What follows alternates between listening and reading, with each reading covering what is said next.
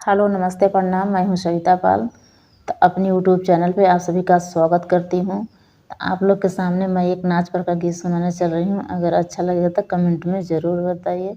कोठवा पर के चोरवा राम निहारै मोरे झूलनी, निहारै मोरे झूलनी।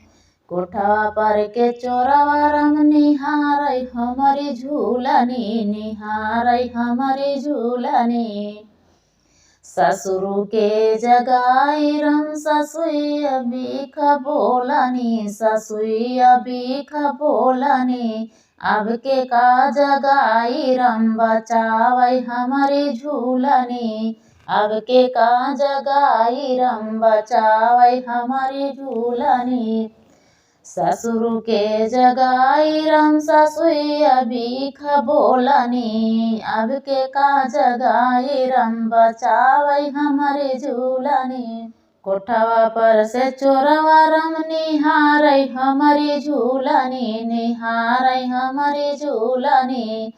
जेठवा के जगाई रम जेठनिया बीख बोलनी, अब के का जगाई रम बचावै हमारी झूलनी, अब के का जगाई रम बचावै हमारी झूलनी।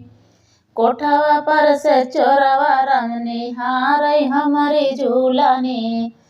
देवरा के जगाई रम देवरनिया बीख बोलनी, देवरा के जगाई रम देवरनिया बीख बोलनी। अब के का जगाई रम बचावै हमारी झूलनी, अब के का जगाई रम बचावै हमारी झूलनी। कोठवा पर से चोरवा रम निहारै हमारी झूलनी, कोठवा पर से चोरवा रम निहारै हमारी झूलनी। अब के का जगाई रम बचावै हमारी झूलनी।